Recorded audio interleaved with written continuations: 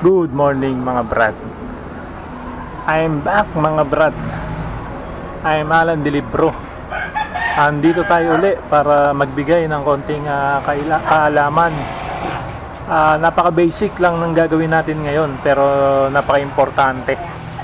Kumbaga kung ikaw ay medyo walang budget, kumbaga kayang-kaya mo nang gawin to. Kayang-kaya mo nang kalikutin ang iyong Grabis, ang iyong motor. Bali itong gagawin natin, advisable to sa mga motor katulad ng mga Mio, MIUI, Honda Beat, yung mga drum brake ang gamit. Mga brad, ito ang topic natin. Bali kung na-experience nyo nga yung medyo maingay na preno, yung pag namreno kayo parang may umiiyak sa likuran nyo. At ngayon ay yun ang gagawin natin. Lilinisin natin yung pinaka drum brake nya sa likuran. Bali nakailang adjust na rin kasi ko rito sa preno nya. Medyo kahapon kasi medyo malayo-layo na rating natin. Ayan, kitang-kita naman, napakadumi pa. Hindi pa natin nalilinis, no? Bali araw ng linggo ngayon.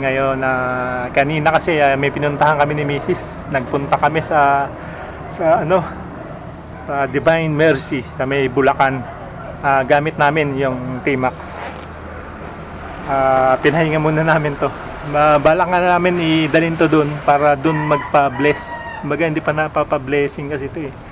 Baka next week ito yung dalhin namin dun sa Divine Mercy. Maganda dun mga brad. Kung may time kayo, pasyal kayo dun. Kumbaga para siyang antipolo. Kumbaga may pwede kang, dami nagpapa-bless ng motor. Ayun, mabalik nga pala tayo na medyo lumayo na tayo dun sa topic natin, no? Bali, ito nga pala topic natin, maglilinis tayo ng drum brake sa likuran. Drum brake. Bali, nakailang adjust na tayo nito. Ito yung adjustment niya. Ayan, i-adjust ko na yan, mga ilang ikot na. Siguro tatlong ikot na ako niyan. Kaya ngayon, samahan nyo ako na maglinis nitong drum brake. Bago ko umpisan mga brad, kung di pa kayo subscribe sa ating channel, baka pwede naman na pakipindot na lang ang red button at pakikalembang na rin para lagi kayo updated sa ating mga ginagawang video. Kumbaga itong gagawin natin napaka-basic. Baga kahit sino may knowledge na rito. Pero i-apply natin uli o ipapakita natin para dun sa mga kasama natin na baguhan pa lang sa pagmumotor. Kumbaga hindi tayo laging aasa sa mga mekaniko. Kumbaga para tayo pa lang kayang-kaya natin gawin. Kaya ngayon mga brad, umpisa na natin. Kumbaga tatanggalin natin tong tambucho. Dito bali 12 tong tambucho ng pinaka open rings niya 12. Pati yung dito 12 rin. Tapos yung dito number 24. Pinakamalaki. Obligadong tanggalin natin tong pinaka tambucho niya para mahugot natin tong pinaka mags. Ngayon mga brad, i-set up ko lang para matanggal muna natin, tapos balikan ko kayo. Ayun mga brad, ngayon tatanggalin na natin itong tambucho. Number 12 to.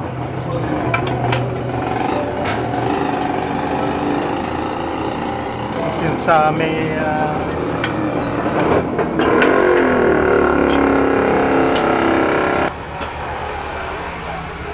nga pala mga brad, mabalik tayo, no? Kanina nagpunta kami doon sa Divine Mercy. Medyo okay doon mga brad, kung doon sa mga hindi pa nakakarating doon. Pwede kayo magpa-blessing dun. Ngayon yung view nya o yung kuha ko, dahil nag-video rin ako dun sa loob, siguro bandang huli ilalagay ko dun sa mga interesado. Pakitapos yung video para makita nyo yung pinakaloob ng Divine Mercy para dun sa mga hindi pa nakakarating. Baga ilalagay ko na lang sa bandang huli.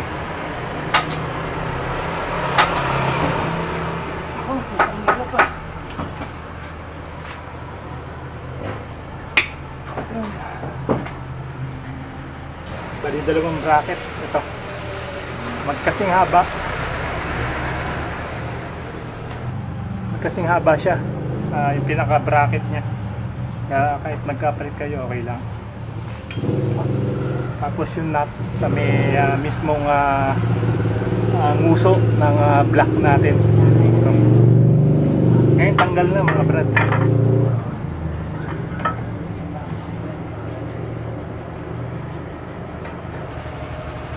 Bali na luwagan ko na siya. Kaya saglit na lang ito. Naluwagan ko na siya kanina. Mahigpit siya talaga kanina.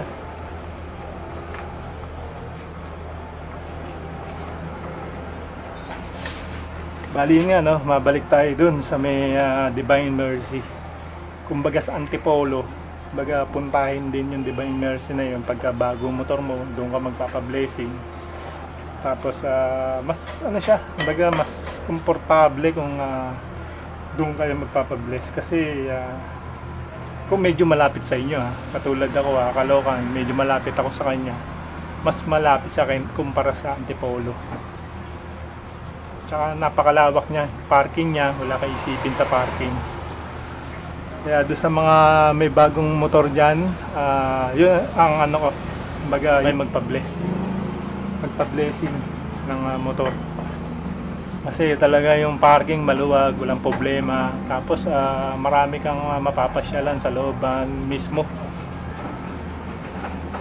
Ngayon isasama ko rito sa video to, no?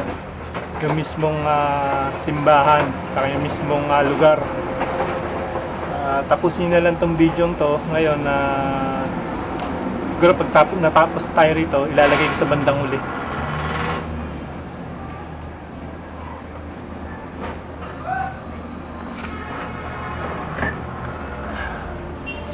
Ayun mga brad, medyo makapal pa siya talaga. Ngayon ayan, dumi Ngayon yan, dumi. Ayan, dumi. Kaya kailangan talaga linis. Kung may air compressor kayo, maganda to, air compressor nyo muna.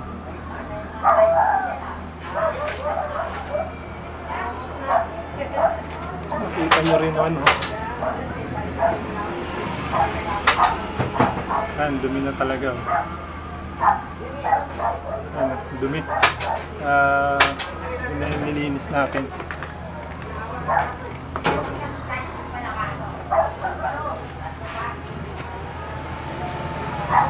Wala tayong air compressor kaya punas-punas pagpag.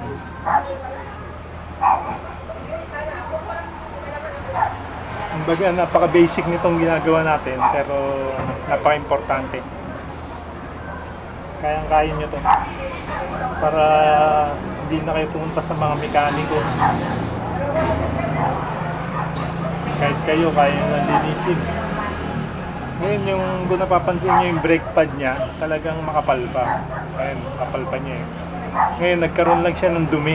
Kumapal lang yung pinaka na ano kaya umiingay. Kung nakikita nyo,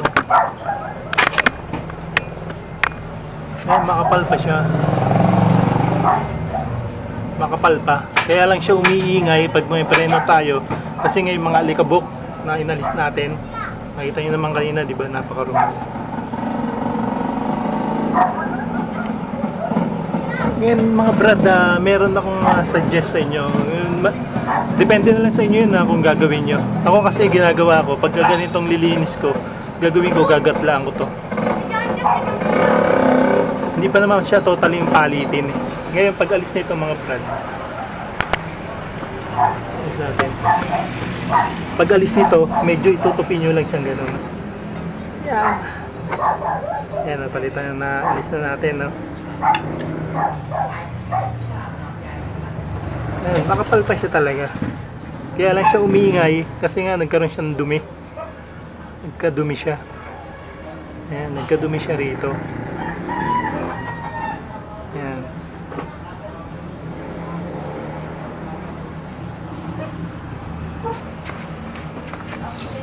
Ito mga bras. Ayan mga brad. Nakita niyo siguro, no?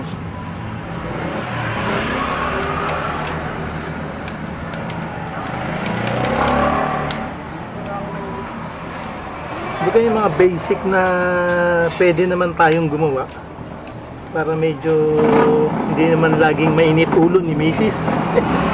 Mga basic na pwede nating gawin. Yun, tayo na gumawa. Katulad nga nito, di ba? Napakasimple lang, baga isa rin to sa mini-maintain. Kaso lang tayo minsan kasi pagka walang nararamdaman di natin bubuksan, di ba? Okay pa naman siya, ganun lang natin.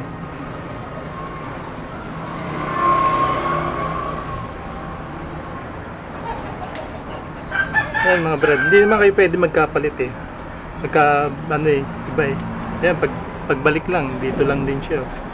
Ngayon mga brad, kukuha tayo ng lagaring bakal. Gagatlaan lang natin to. Kasi makapal pa naman siya, tutusin Kaya pwede pa siyang mga ilang kilometro pa to. Mga 5,000 o 10,000 kilometers pa may tatakbo nito. Kuha lang tayo ng lagari para gatlaan natin. Ayun mga brad, naghanap tayong lagaring bakal, wala tayong nakita. Kaya ngayon meron na kung gagawin to na lang. Gagatlaan lang naman natin siya.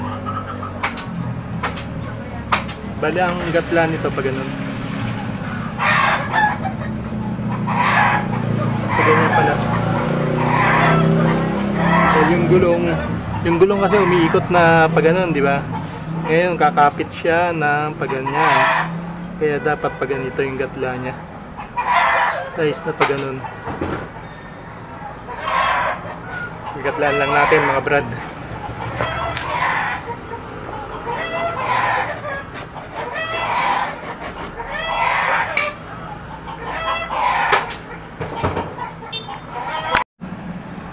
Bali ngayon mga brad, nagatlaan na natin. Ayan. Ang gatla natin. Ang purpose nitong gatla na to, para mas makapit yung preno natin. Ayan. Tapos medyo lilihayin natin ng manipis na liha para maalis lang yung magang lang, wag yung diinan. Gaang lang siya, magasgasan lang siya. Maalis lang yung dulas niya.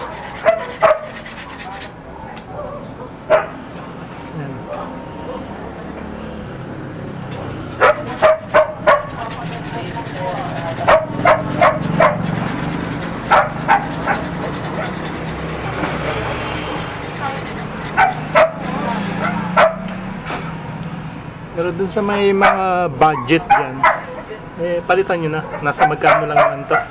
Nasa, hindi ako nagkakamali, nasa 250 yung isang ganito nyo. Kaso lang, hindi original yun, replacement yun. Hindi katulad nito talagang Yamaha. Kung sa Yamaha ka bibili, medyo may kamahalan. Tsaka yung pinaka brake shoe na to, matibay ito kumbaga. Hindi katulad ng mga replacement, madali maputput. Kaya ako, ginatlaan ko to kasi sigurado ko na tatagal pa siya. Mga abutin pa to siguro ng 7,000 kilometers bago niya maputput lahat yan. Mararamdaman nyo naman yan basta't nag-adjust na kayo dito.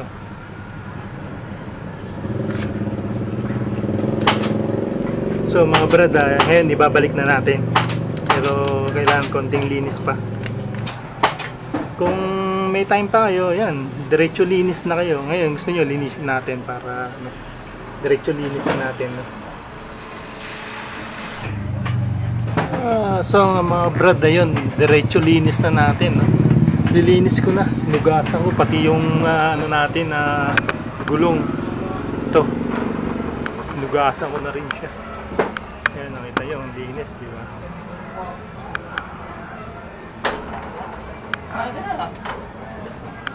Diniretso linis ko na siya para mamaya pagka nilinisan yung mismong katawan niya,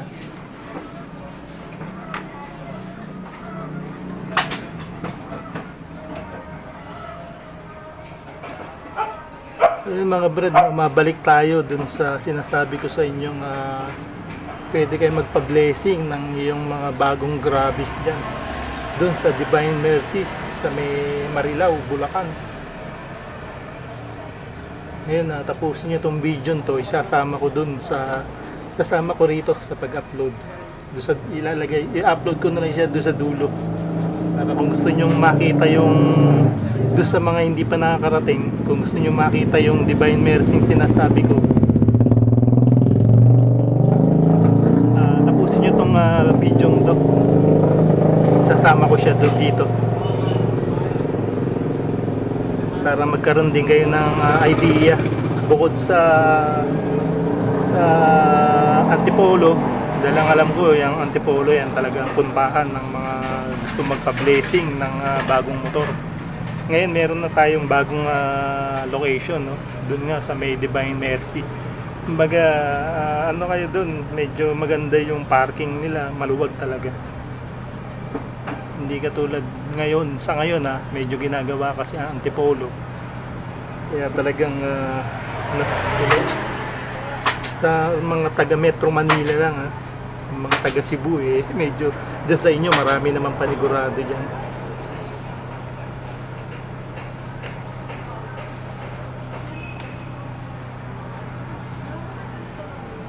Ngayon ilalagay na natin yung brake shoe. Ito, bali ginatlaan natin siya. Yan, gatla rin siya.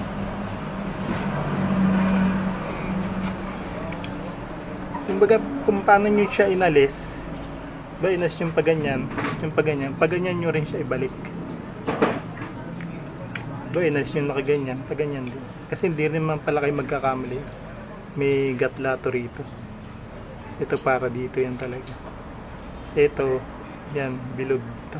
Tapos pagsalpak, gaganon nyo na yung pagsalpak mo.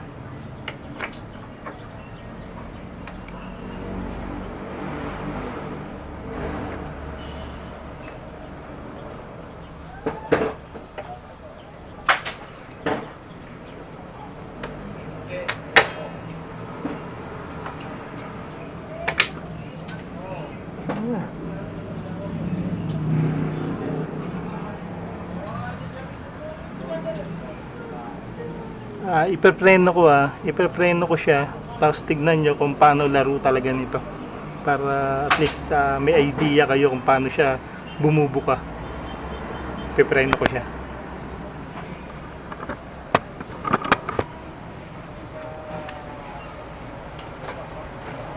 Ayan, diba? Itong unang kumakapit dyan, diba? Ito, kumaangat siyang gano'n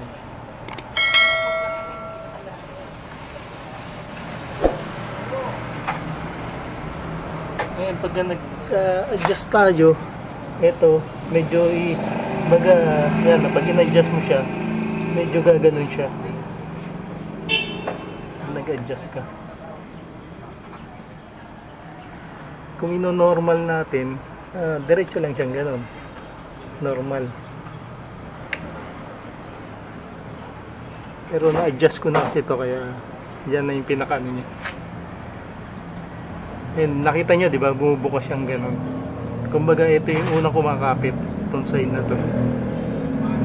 Yan. Pati sa ilalim, kapit din yan, gumagano. Bumubukas siyang ganun ano lang basic nakaalaman lang.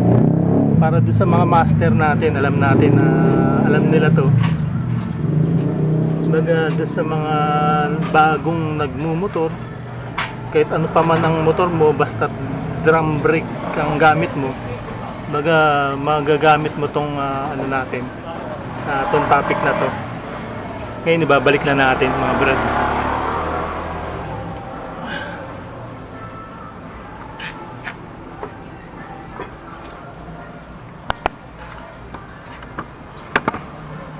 Ngayon nilinis ko na rin siya di ba kanina ang dumi yan talaga.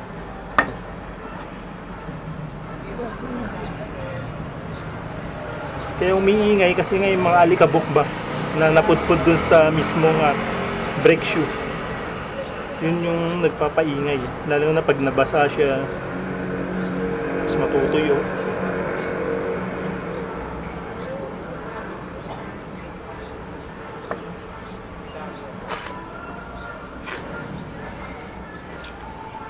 Siya nga pala, maraming salamat sa mga subscribe sa atin. Mga bago nating subscriber dyan, maraming salamat sa inyo. Huwag kayong maglala, patuloy natin itong ginagawa natin. Tuloy-tuloy ito. Mga simpleng pag-maintain sa mga motor, gagawa natin ng video yan. Para naman hindi tayo laging napapagalitan ni Mrs. Mamaya konting diferensya lang daling kagad sa mekaniko. Baga tayo pa lang pwede natin gawin.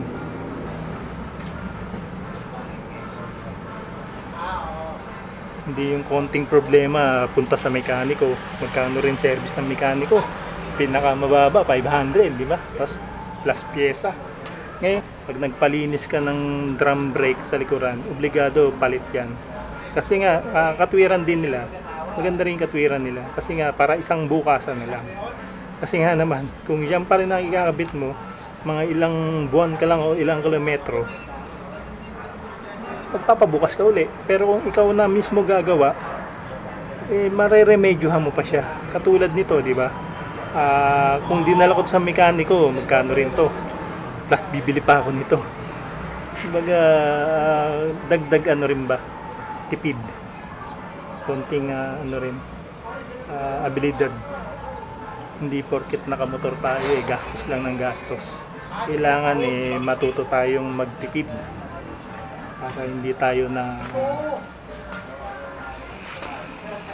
Ngayon, balik na natin mga brad. Pagka nagkakalas kayo, siyempre, number 1, tatandaan nyo yung mga kinakalas nyo. Para kung ano yung pagkakalas nyo, ganun din yung pagbalik nyo.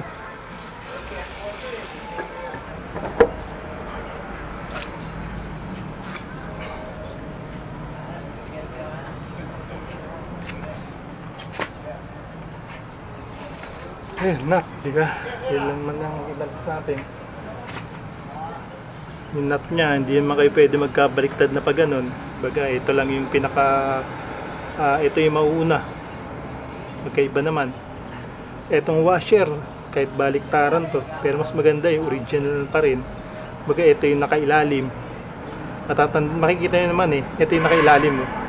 May gas-gas siya. Kasi ito na maliit na yung gas-gas nya. May palatandaan siyang ganun.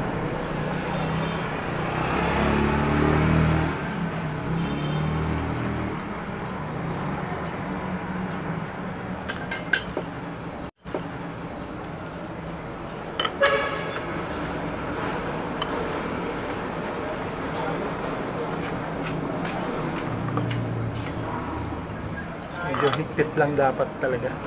Number ano pala to? 24 ha. Sakto naman ito itong butas na to. Tututok mo lang doon sa pinakaano ng block. Hindi mo na higpitan. Huwag mo natin higpitan to. Una natin higpitan yung nandun bago natin higpitan to.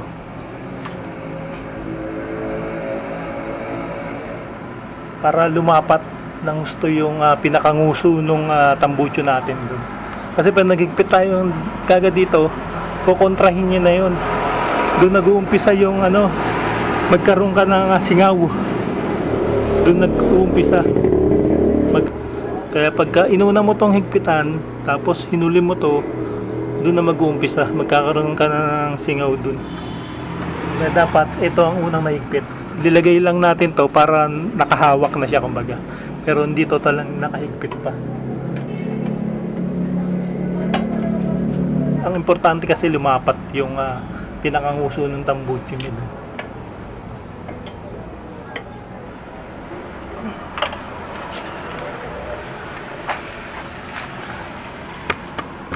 Dun sa mga hindi pa subscribe, paki-pindot na lang ang ating red button. Paki-kalimbang na rin para lagi kayo updated sa ating mga ginagawang tutorial video. Mga napaka-basic pero siguradong mapapakinabangan niyo.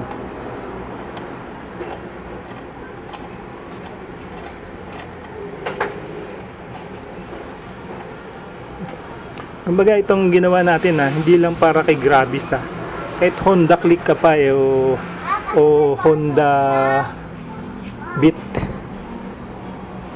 o any type of scooter, kahit sa sa Aerox, di ba? Drum brake ang Aerox, di ba? Yan, ganyan din ang magiging niya. Ayun. Okay na tayo. Ngayon, testingin natin, titignan lang natin kung may singaw. So, ayun mga brad, okay na yung ating preno. Sana may natutunan kayo, just comment lang. At paki-like na rin itong ating video. Comment lang kayo kung meron kayong mga katanungan o may pagko-correct sa ating mga nagawa. Paki-comment lang sa baba. Sa ulitin mga brad, I'm Alan Delibro, Mabalos. Ayan mga brad, nandito na tayo sa Dubai University.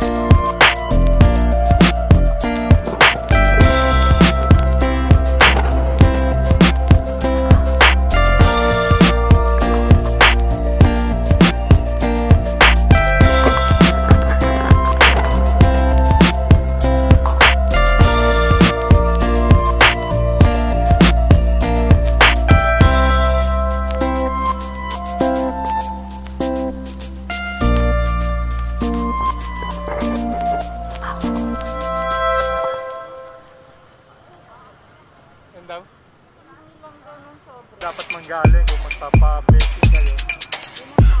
Dito ang pasok nyo.